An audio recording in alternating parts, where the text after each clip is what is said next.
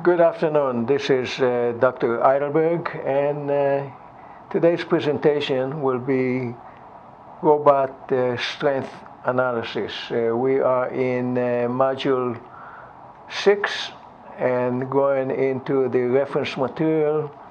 We click on a PDF document, and this is the reference material for our presentation this afternoon. We will discuss robot strength. We'll cover the general robot strength problem. We'll look at an example problem of robot joint reactions. We'll take a look at the Jacobian of the manipulator, the joint forces and torque solution, the definition of the tool compliance matrix, the robot stiffness matrix. We'll see a solution of the tool deflection. We'll discuss natural frequencies, mode of vibration, and we'll finish off with a graphical solution of the gripper force. A typical robot force problem, a strength problem, is shown over here on a diagram. We see a kinematic diagram of a robot, and the tool center point is in contact with the environment, and the environment is exerting a force and moment on the tool center point, and these forces and moments are being transmitted through a closed loop to the ground and back to the tool center point. The typical problem that we encounter in robotic strength is given a force and moment acting on a tool center point, we would like to find out what is the resulting deflection of that tool center point. And the relationship between the forces, moments, and the deflections, linear and angular, is defined as the stiffness. But the stiffness is related to all of these degrees of freedom of the robot. So this is the basic problem. We'll start off with a simple example. We see over here a robot lifting a car. We can mimic that with a kinematic diagram over here, and not quite the same weight, but in principle it's the same. We have two links with definitions of the angular position of these links, one with respect to the other. We have a force acting in a vertical direction, which is given to us over here as 1,000 newtons. And the question here, knowing the length of each one of these links, what is the reaction force of the base on the first link, and what is the motor torque over here on the first joint that has to be maintained in order to keep the robot stationary in reaction to the force of gravity of 1,000 newtons. So to solve the problem, we start with a free body diagram of the second link, and we write the summation of forces equal to 0, F12, which is the force that link 1 is acting on link 2, plus F, these are all the forces acting on this link, must be equal to 0. And also we have to write the equation of the summation of moments equal to 0. So we have M12, the moment that link 1 is acting on link 2 is called M12, plus the moment that the force, 1,000 Newton, is acting on this pivot point. And we write this all up as M12 plus F times L2 cosine theta 2, which is, this is the lever arm, equal to 0. We can solve for F12 as 1,000 Newton and M12 we come up with 346.4 Newton meter. Going to the first link, we repeat the process of the equation of equilibrium. We have the summation of moments equal to 0. We have over here 3 moments. We have M21, the moment that link 2 is acting on link 1. We have a moment M01 acting on this pivot, and then we have the moment of F21 acting on this pivot. So we have over here the equation of equilibrium of moments, and then we have 2 forces acting on this link. The force at link 2 is acting on link 1, and the base is acting on link 1. They have to be equal to 0, and then we could solve for the moment that the motor has to act on link 1 in order to maintain equilibrium, and we find this to be 770.7 Newton meter, and we also find the reaction on the base acting with the force of 1000 Newton. So these are the example of the simple case, and we will use later on a more complex method for more complex robot to validate these results. The general definition, as we saw earlier, can be resolved into its component. So we saw the tool center point, which has an action of forces and moments acting on it, and it has a displacement which we'll define as a small displacement as dp, and dp is a combination of both linear xyz displacement and angular, the rotation about each one of these axes, and this vector, displacement vector of the tool center point, we will define that as du.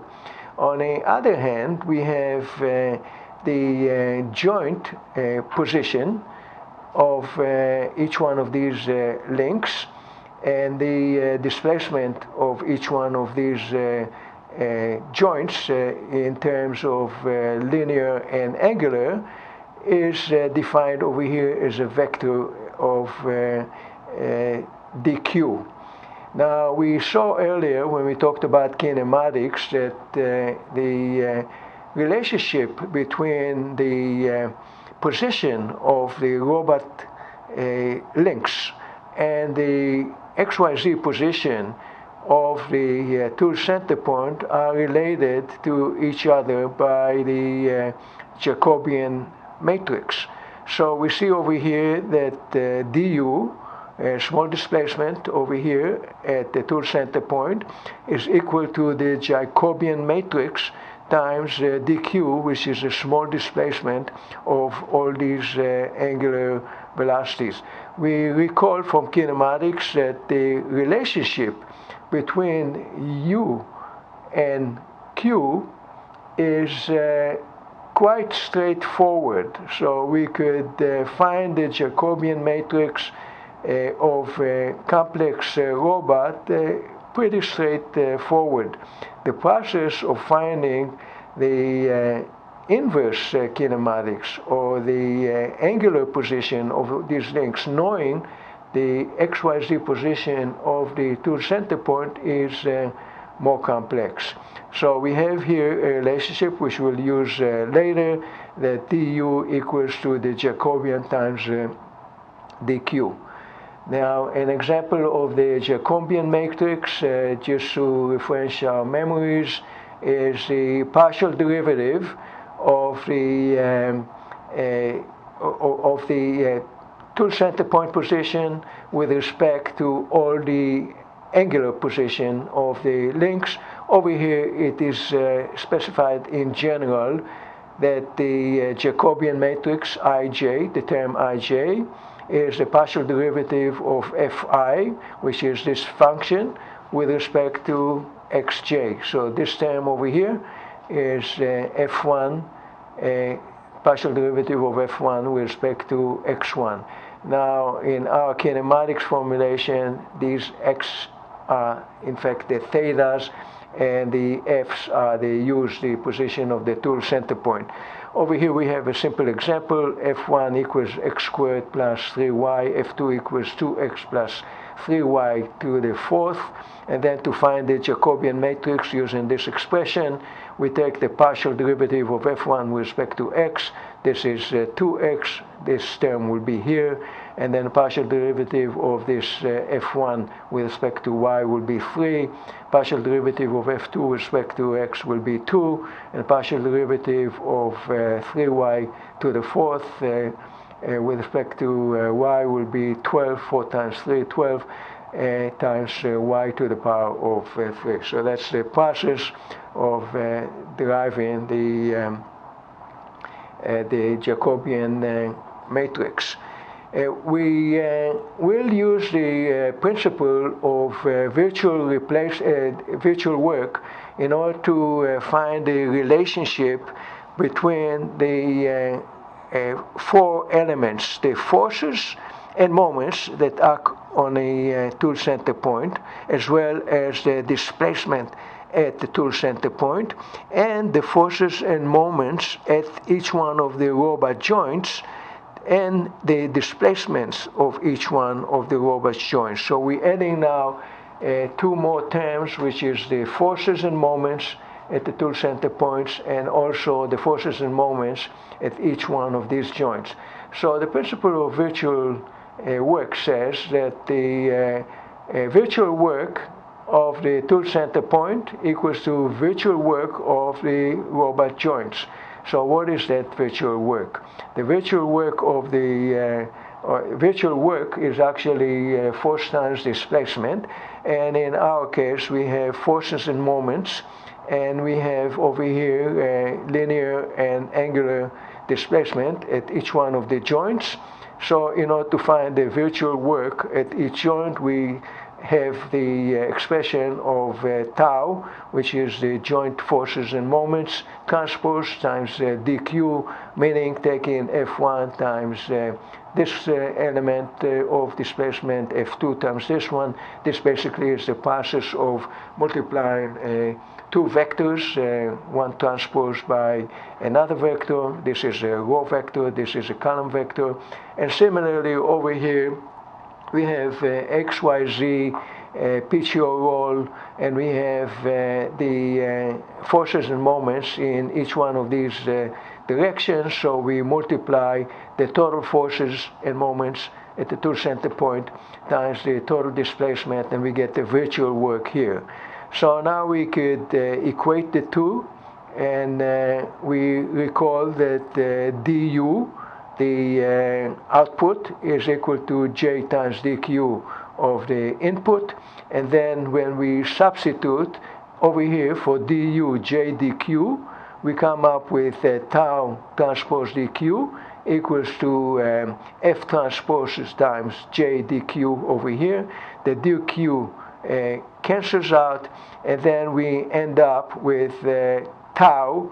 We can flip over the transpose, and we get the final expression over here that tau, the joint forces, equals to the J transpose times Jacobian matrix transpose times the gripper force. So this is another expression that we will use in finding the stiffness matrix of the robot.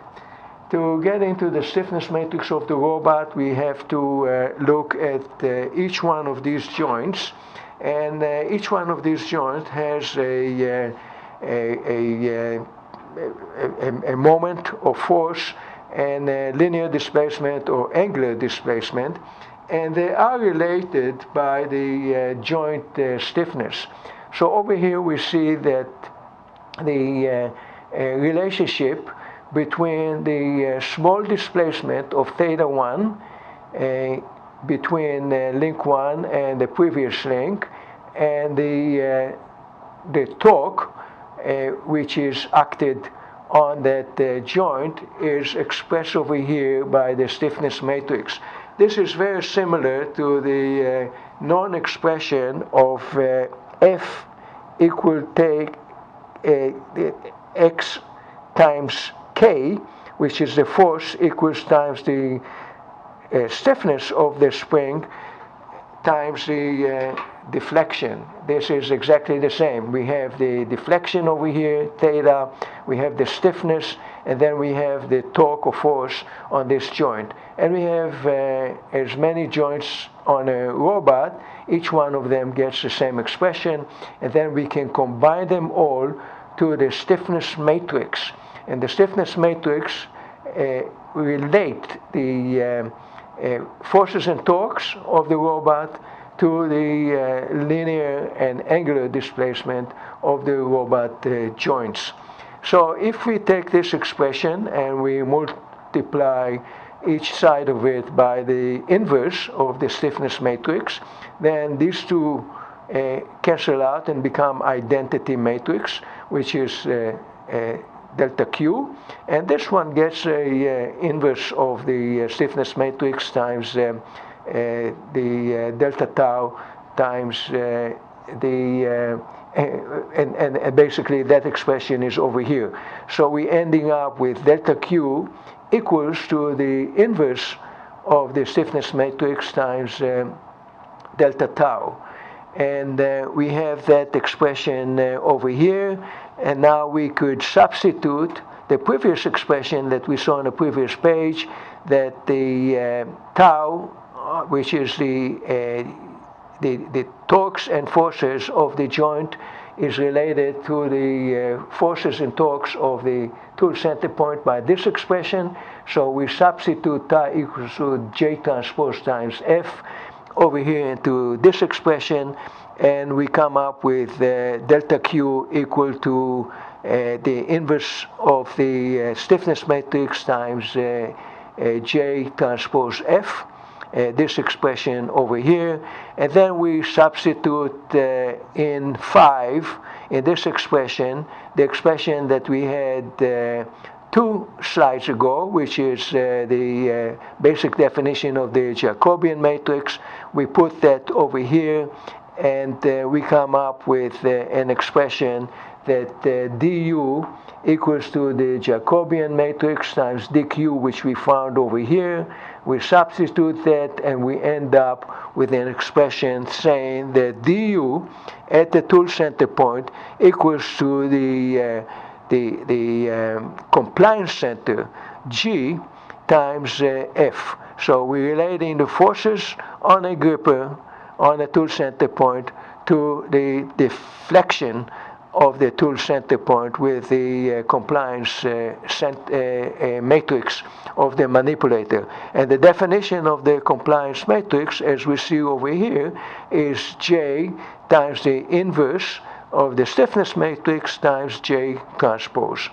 So this is the definition of the compliance centers. Once we have that, we could use the compliance matrix and hit any force acting on the tool center point with it, and the end result will be the deflection of that gripper. And of course the deflection of the gripper will tell us whether the accuracy of the tool center point under the environmental forces, external forces, is within the specification to do the process.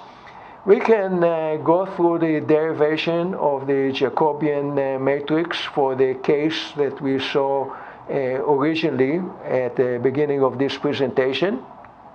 We have over here the same robot that we saw to start with a point over here which has a X and Y position. We call that PXPY, and dPXTPY equals the Jacobian matrix times the small displacement of the angular position of these two links. Now, when we go through the derivation of each one of these positions, it will be done within a body fixed coordinate system. So we need the transformation matrix in order to convert and bring everything to the inertial frame. So we recall the transformation matrix from coordinate system 1 to coordinate system 0, which is inertial. We place cosine theta 1 on a diagonal, and then minus sine theta on a upper cos diagonal, and sine theta on the cos diagonal. And similarly, the transformation from coordinate system 2 to 1 is derived over here with the same principles as we saw when we talked about the vector algebra.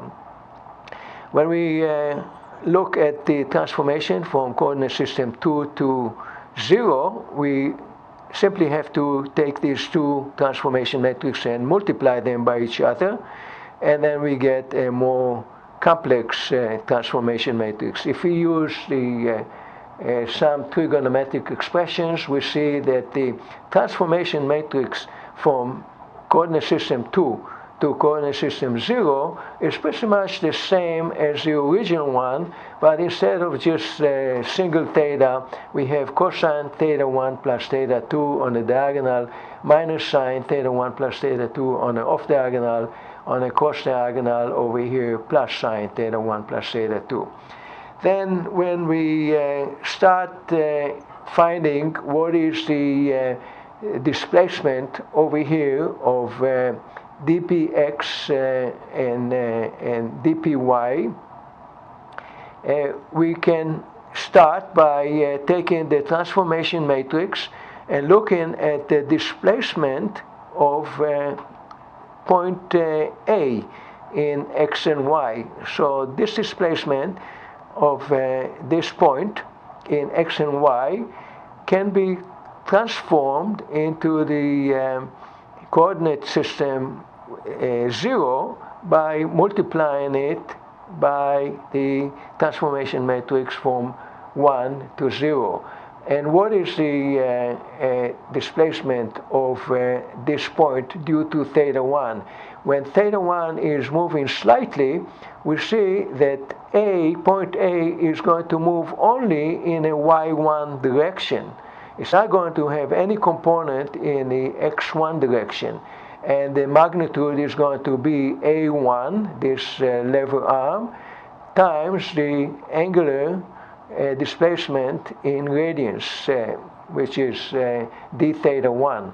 So you see that in the x1 direction we have 0, and the y1 direction we have A1 times d theta 1. And when we multiply this matrix, which we already find over here, times this vector, we will find the displacement of this point resolved in the inertial coordinate system.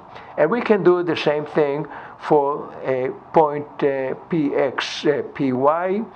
And when we go through that transformation, we come up with the Jacobian matrix as we see over here.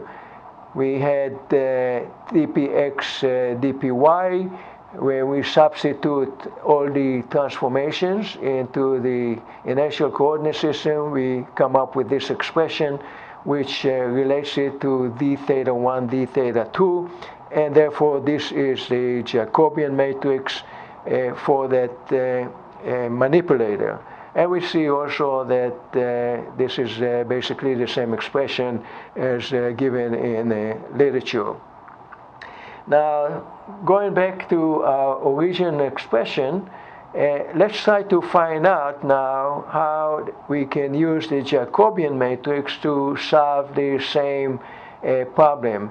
The only assumption that we'll make, other than what we already defined earlier, is the joint stiffness of the robot over here, relating the deformation over here, theta, and the torques, internal torques, that keep that in position. We'll assume that the joint stiffness is 40,000 Newton meter per rad. It's based on some of my earlier testing on some robot that we use in some applications. So we have here an example how we could nicely use MathCAD in order to solve this problem. We have all the original problems copied into MathCAD with the expression, and then we start defining each one of these elements as a vector or matrix. F, for example, as you recall, was 1,000 Newton in the minus z direction. Therefore, we define it over here with the units of Newton. We define theta 1 and theta 2 exactly as they were given to us. And then we can write the Jacobian matrix as we found over here simply by adding inside the matrix the proper expressions that we defined earlier, and then this gives us the Jacobian matrix. The transpose is done simply by writing J superscript transpose, and immediately it gives us the transpose, and then when we multiply that times F, we get the torsional torques, internal torsional torques, and we see earlier we find 770.7 Newton meter for the motor, and the other reaction was 346.4, and this is exactly what we coming up here to the second decimal. And when we use the stiffness matrix according to our definition over here, and we calculate the inverse by writing lambda and superscript -1, we come up with the inverse. We can very easily define in MathCAD the compliance matrix, and we also get the right units. And then when we multiply the compliance matrix times the forces acting on the system, then we came up with the deflections in both x and y, and this looks like that in a previous example with 40,000 Newton meter per rad for radian, then we coming up with 14 millimeters in the x and 18 millimeters in a -y. So this is an example of how we're using the Jacobian matrix and with the help of MathCAD to solve some robot stiffness problems. In general, we have other consideration when we're dealing with robot dynamics. The deformations are not necessarily just static. The robot may be vibrating, and it vibrates in various natural frequencies, and it has modes of vibration. Each natural frequency will have a deformation which express the form that the robot link is deforming during the vibration. The points which do not deform during the vibration are called nodes, and the shape of the deformation is called a mode. And then the strength is being designed into the robot structure using several criteria.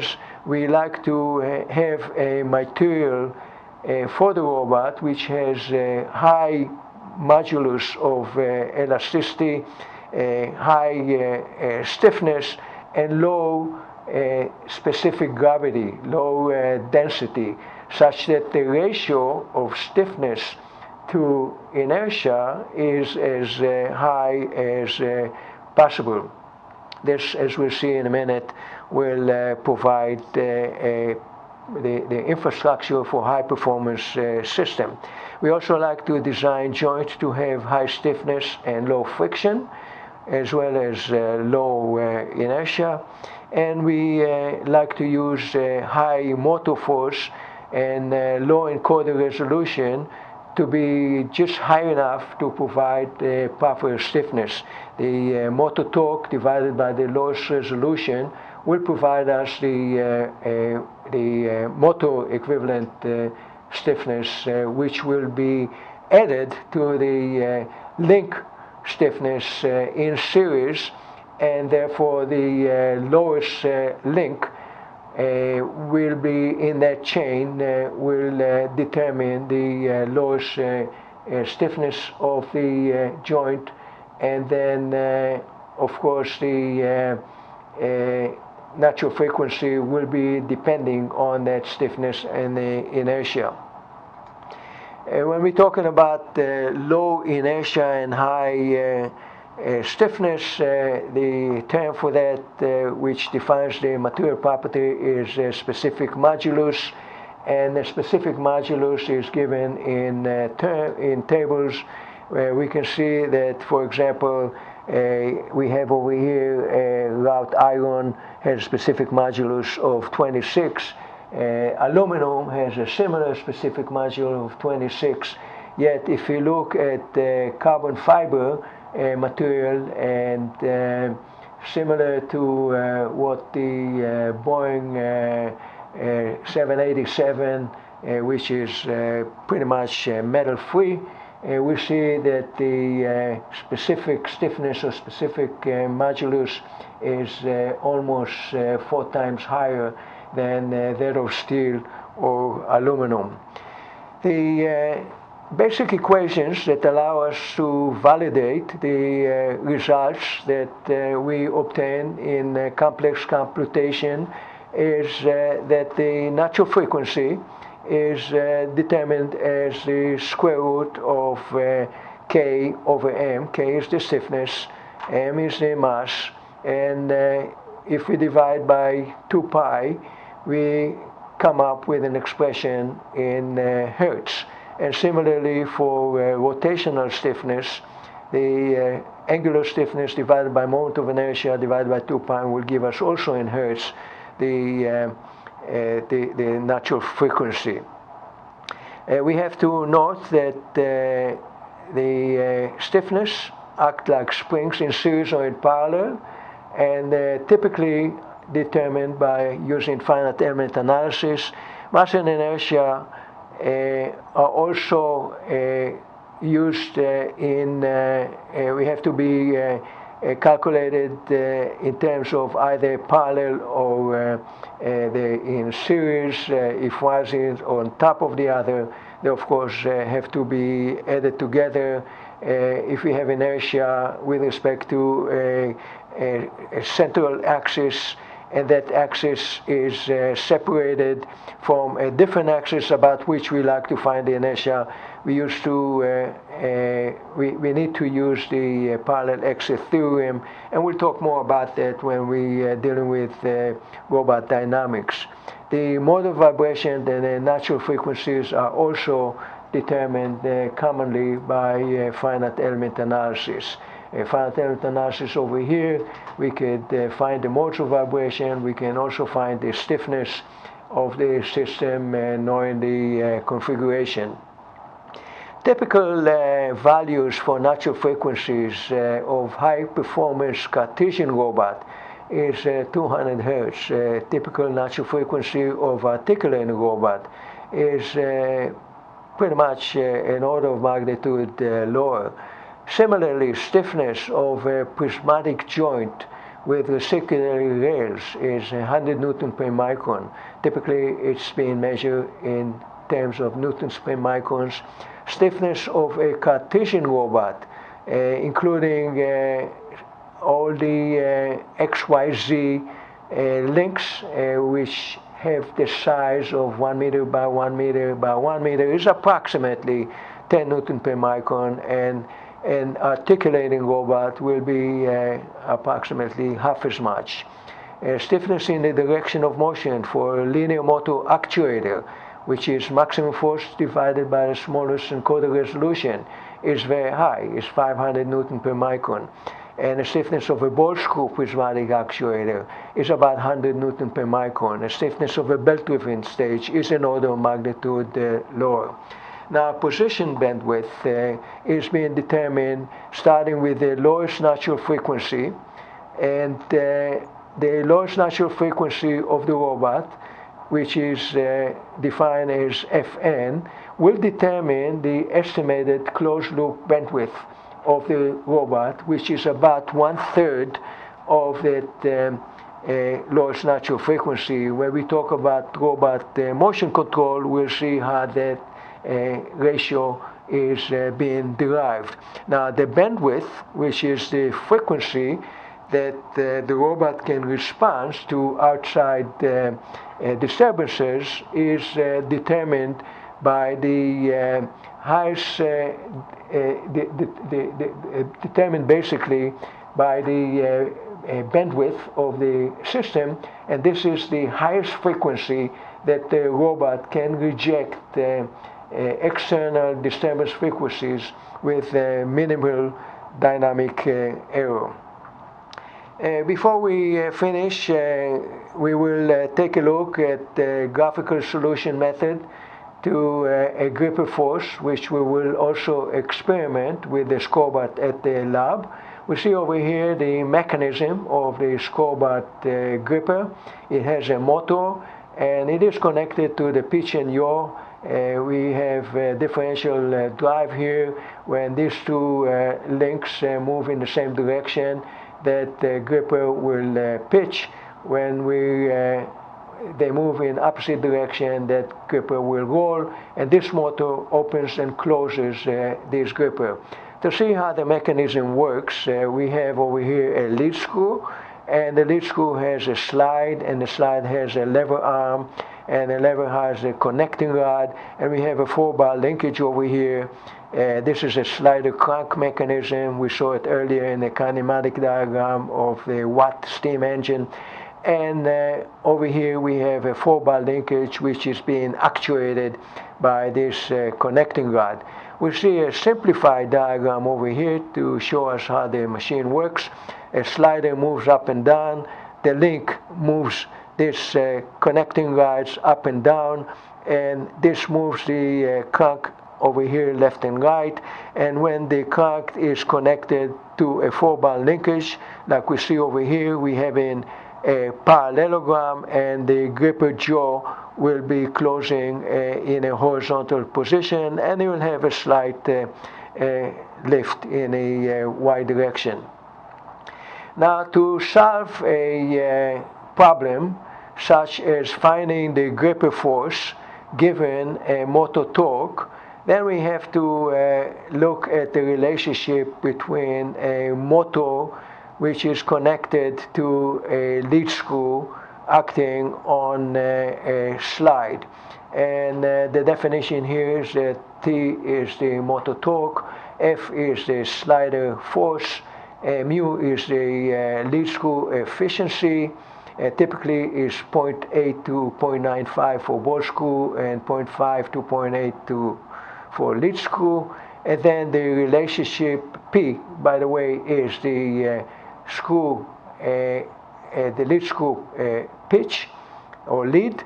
And then the relationship between the motor torque and the force, we're not going to derive that, but it is torque equals to force times pitch divided by 2 pi times mu, and that relates all of these variables. If we are given the motor torque and we like to solve for the force that the lead screw generates on a gripper, then we of course have to solve this equation. We can use the graphical technique in order to solve it. We have here the kinematic diagram. We have a motor. We have a lead screw which pushes the slide. The slide has connecting rod which acts on a gripper arm. And the process of solving it is starting with the free body diagram of the slide. It has a normal force, known in direction but not in magnitude. It has a force in the horizontal direction, known in magnitude and direction, and it has a reaction force by the crank. And knowing the direction and the magnitude, we start with the magnitude which is known, this force here, and then from this tip we draw a line in the direction of the normal force, and from this tip we draw a line parallel to the position of the connecting rod. This closes the free body diagram equilibrium equation of forces, and now we could use the scale to determine what is the normal force and what is the connecting rod force. Knowing the connecting rod force, we can find its reaction. It's equal and opposite to Newton's first law. And then finally we can solve the problem by looking at the geometry of the crank of the gripper, and then we know that the summation of moment must equal to 0. Therefore, this force, which is known in direction, the force that the connecting rod is acting on the gripper link, is in this direction, and the force over here that the gripper is acting on the object that it grips is in this direction. They intersect here, therefore the force that the base is reacting on the arm of the gripper must go through the same point. So all the forces, moments on this point will be equal to 0, therefore they'll be equal to 0 about any other point in this plane. Now, knowing the force FL2, both in magnitude and direction, we go over here to scale, and from this tip we go in parallel to this line, which is the reaction, and from this point we go parallel to this line, which is the gripper force, and this solves the equilibrium equation, and from here we can, to scale, find out what is the magnitude of the reaction force as well as what is the gripper force. This concludes this presentation, and we will practice this in the lab experiments. Thank you.